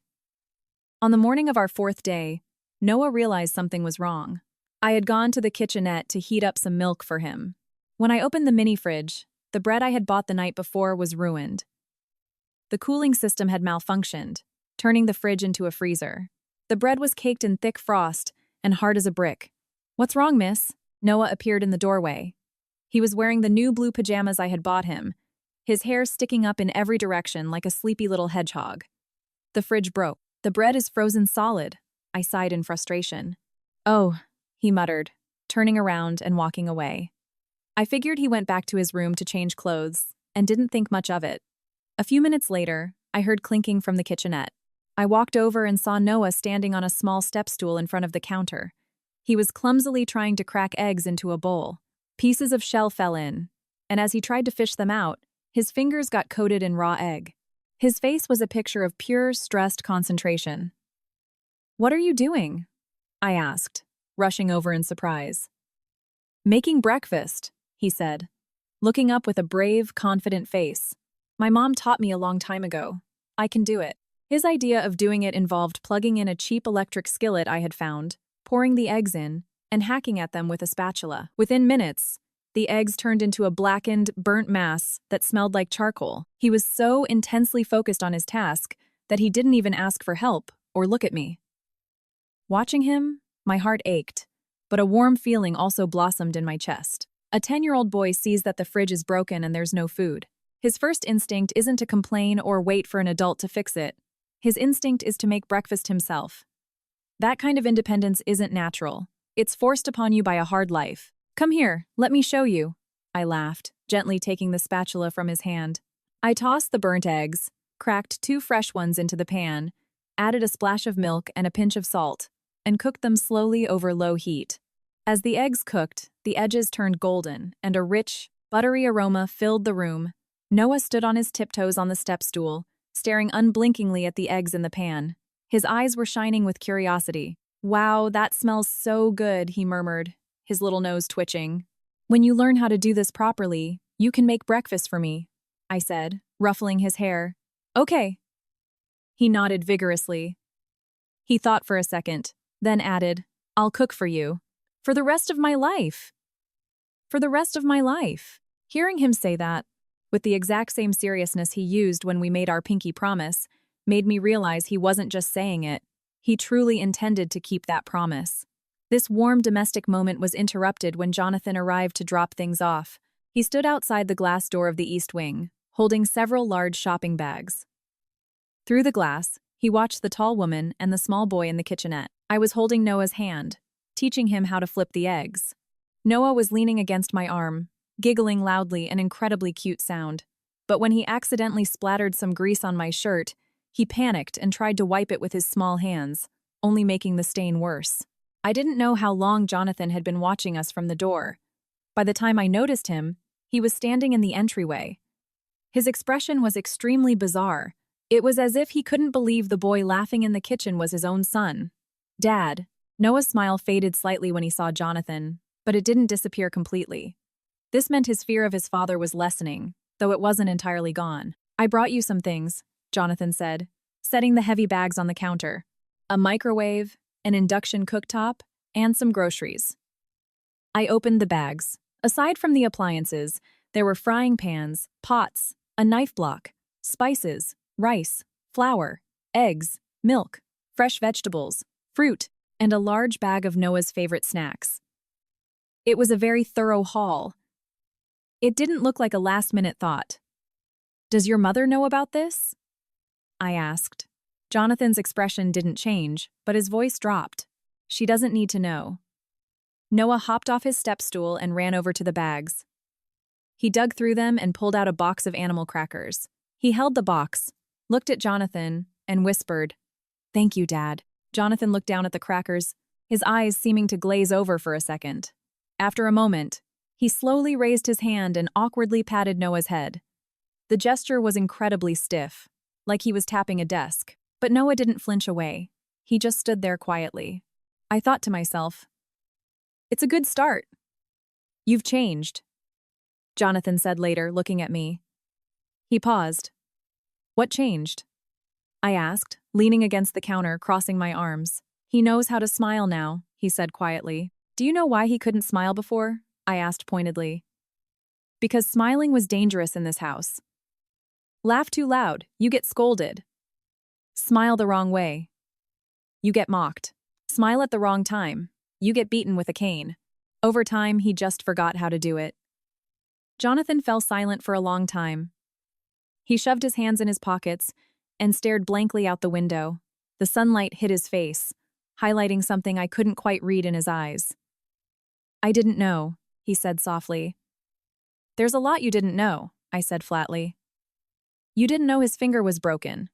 You didn't know his ribs were fractured. You didn't know his back is a map of scars. You didn't know he wakes up from nightmares calling for his dead mother. You didn't know he doesn't have a single friend at school. And you didn't know that all he ever wanted was for someone to be waiting for him at the school gates. Every you didn't know struck him like a physical blow. He swayed slightly, like a tree hit by a gale. Valerie, he began. I owe him so much. If you know you owe him, then pay up. Empty words are useless. He turned his head and looked at me. There was a sincerity in his eyes I had never seen before.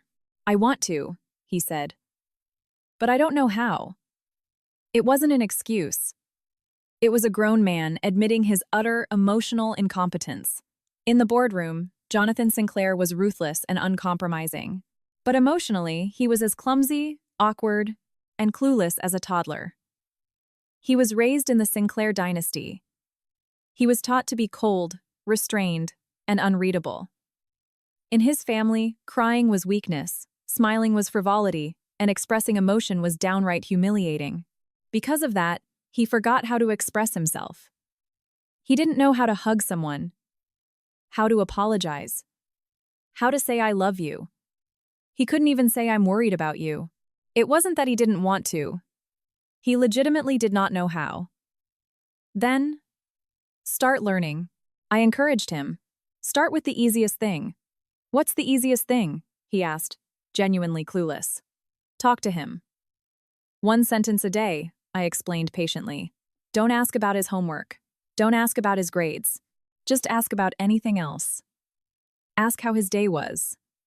Ask if anything funny happened at school. Ask what he wants for dinner. Anything. Jonathan looked down, thought about it, and slowly nodded. Okay, he said softly. I'll try. As he turned to leave, Noah ran out of his room. He was clutching the box of animal crackers, looking hesitant. Finally, he rushed forward and shoved the box into Jonathan's hand. You can have some, Dad, Noah said in his sweet, childish voice. Jonathan looked down at the crackers, his eyes widening slightly. He stood there for a few seconds before slowly reaching out and patting Noah's head again. Still awkward, but a little gentler this time. Thanks. It was a simple word, but Noah's eyes lit up.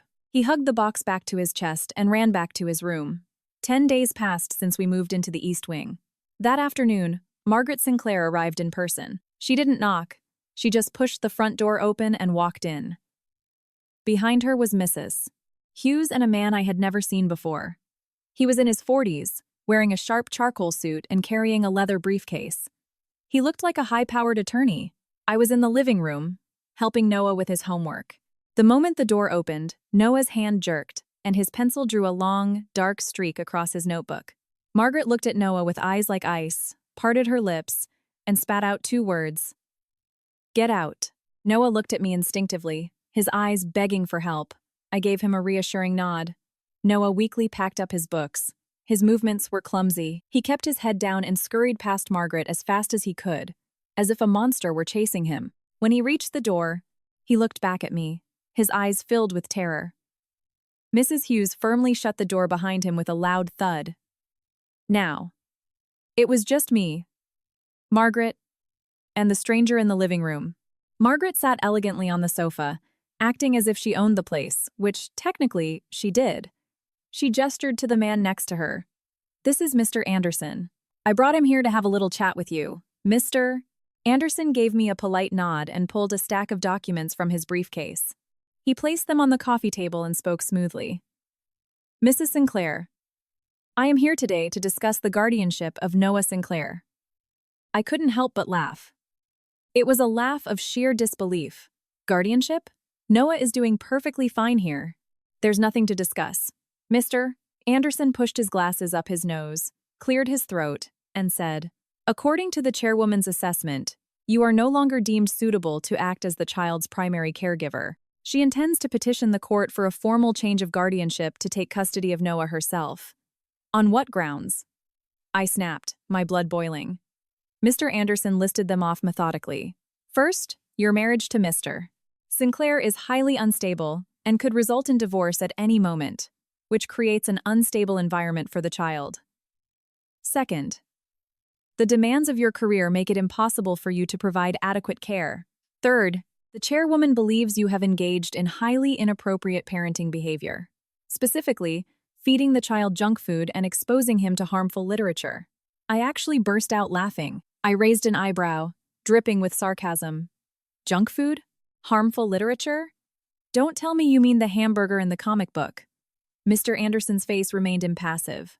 The chairwoman firmly believes that a Sinclair heir must receive elite conditioning at all times and should not be subjected to low-class entertainment. I leaned back lazily on the sofa, crossed my legs, and asked casually, Mr. Anderson, how long have you been practicing law? 15 years, he replied without missing a beat. I smiled confidently. Then, as a veteran attorney of 15 years, you should know that custody battles don't work like that. Absolutely nothing you just said holds up in court. I ticked them off on my fingers. First, my marriage to Jonathan. Do you have a single shred of evidence that we are divorcing? Second, my career. Are you aware that I have already filed for a role transition at my firm? Starting next month, I will be a senior consultant with entirely flexible hours. I have more than enough time for my son. Third, burgers and comic books? Are you being serious? Are you going to stand in front of a family court judge and argue that a stepmother is unfit because she bought a kid a cheeseburger and a Marvel comic? Mr. Anderson's expression tightened briefly, but he recovered instantly. He glanced at Margaret, who gave a nearly imperceptible nod.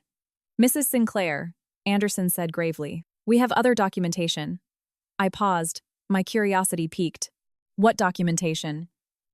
He pulled another file from his briefcase and slid it toward me. I opened the first page. The color drained from my face. It was a bank statement. It showed a transaction from 3 years ago. An $800,000 wire transfer from my personal account to a man named Walter Cobb. Walter Cobb was my mother's former business partner. The man who had scammed her and left her buried in debt. To save my mother from ruin, I had borrowed money from everyone I knew, drained my savings, and transferred it to his account, which then cleared the debts with the creditors. On its own, the transaction wasn't illegal, but Mr. Anderson had attached a legal brief heavily implying that this transfer was tied to illicit, off-the-books transactions and potential fraud. I slammed the folder onto the table in a fury. This is textbook defamation. This was to pay off my mother's business debt. Every cent of it is entirely clean, Mr. Anderson spoke evenly. You may explain it that way, Mrs. Sinclair. But how a judge views an unexplained $800,000 transfer from a young PR executive to a known fraudster is another matter, especially given the timeline of your sudden marriage to the Sinclair family. I turned my head to look at Margaret. She sat there, her face a mask of perfect serenity, as if she were watching a play that bored her. This was your idea, wasn't it? I asked, glaring at her. Margaret didn't rush. She admitted it flatly. It was. I told you, you're a long way from being able to fight me. I stood up slowly. My legs felt heavy as lead. I walked over to the window and gripped the sill with both hands, taking 2 deep breaths to calm my racing heart. Outside, in the sprawling gardens, Noah was crouching on the lawn. He held a small stick, drawing something intently in the dirt. Mrs. Hughes stood beside him like a prison guard, watching him with an emotionless face. I made a vow to myself. I cannot collapse in front of him. I absolutely cannot let Noah see me cornered and defeated. I took a deep breath, turned around, and spoke. My voice was so terrifyingly calm that even I surprised myself. Mr. Anderson, I said, I completely reject every single claim you've made. If you want to sue. I will fight you in court any day of the week. But before you file anything on the chairwoman's behalf, I highly suggest you review the penal code. Child abuse and aggravated assault are very serious felonies. Margaret frowned deeply, displeasure radiating from her. Are you threatening me? It's not a threat. It's a courtesy notification. I walked slowly toward her, bending at the waist, and planting my hands on the armrests of her sofa, putting my face inches from hers. You beat Noah for 3 years. The horrific scarring on his back, the fractured pinky finger, the hairline fracture on his rib, these are hard, undeniable facts. I have already had the doctor thoroughly document his condition. I have photographs. I have medical files locked away safely. If you insist on taking this to court, I will make all of it public. When that happens, who do you think the judge will deem a more fit guardian, Mother? Margaret's face turned to stone. It wasn't anger. It was an expression I had never seen on her. It looked like a mix of shock, guilt, and the viciousness of a cornered beast. "You wouldn't dare," she hissed, lowering her voice to a dangerous whisper. "Try me," I shot back. We stared each other down for 5 agonizing seconds. Finally, she broke eye contact. "Mr. Anderson, we're leaving," Margaret said coldly, standing up. Mr. Anderson hurriedly packed his briefcase and followed her to the door. Just before walking out, Margaret stopped, didn't turn around, and delivered one final, icy remark. "You won't last long in the Sinclair family." The door slammed shut. I stood in the living room. My legs gave out slightly, and my palms were dripping with sweat.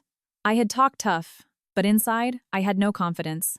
Margaret had spent decades building an untouchable network of power and resources in New York. I was just a PR executive. If she truly unleashed the Sinclair empire on me, I didn't know if I could survive it. But I couldn't afford to be afraid.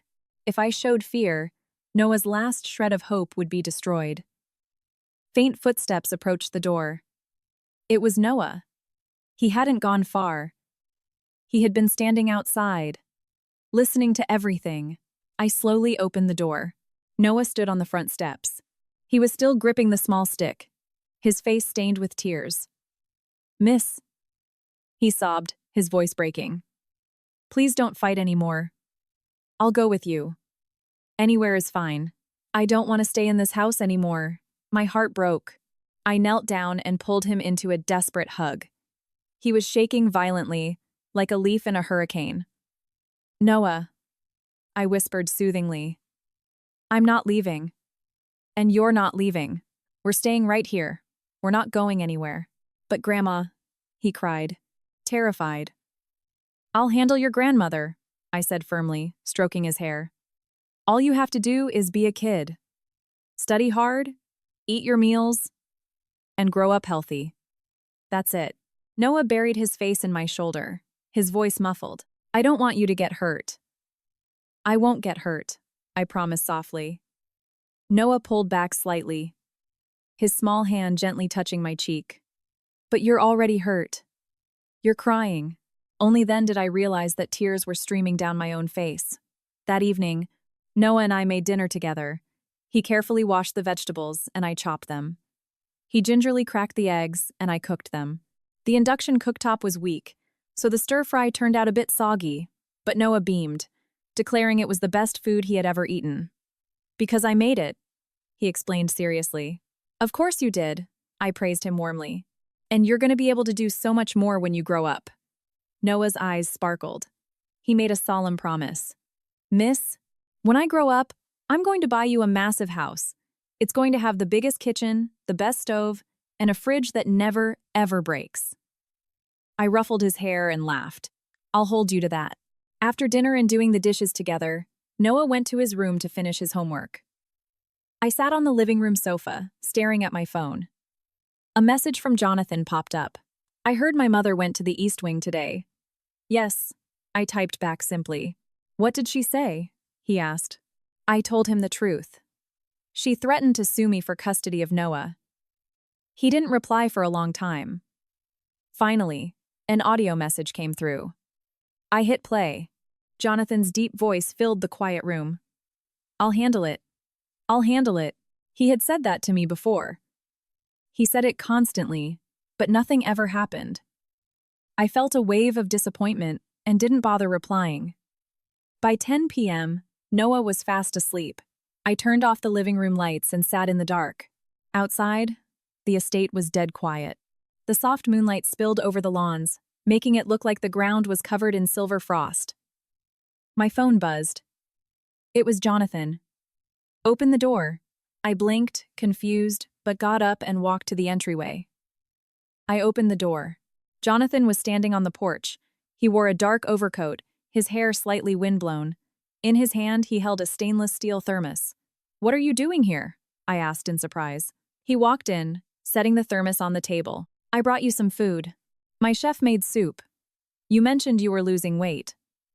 The fact that he said my chef meant Margaret didn't send this. He specifically ordered it made. I leaned against the doorframe, crossing my arms, looking at him with a critical eye. "You said you'd handle it. So, how did you handle it? He paused as he unscrewed the thermos lid, but quickly resumed. He poured the steaming soup into a bowl and set it on the table. I spoke with her, he said calmly. She promised not to bother you anymore. That's it? I let out a sharp, mocking laugh. That's your grand solution? Jonathan, do you honestly believe your mother is a woman of her word? She literally told me to my face today that I wouldn't last in this family, and you think one little chat is going to stop her? You're incredibly naive. Jonathan slowly turned to look at me.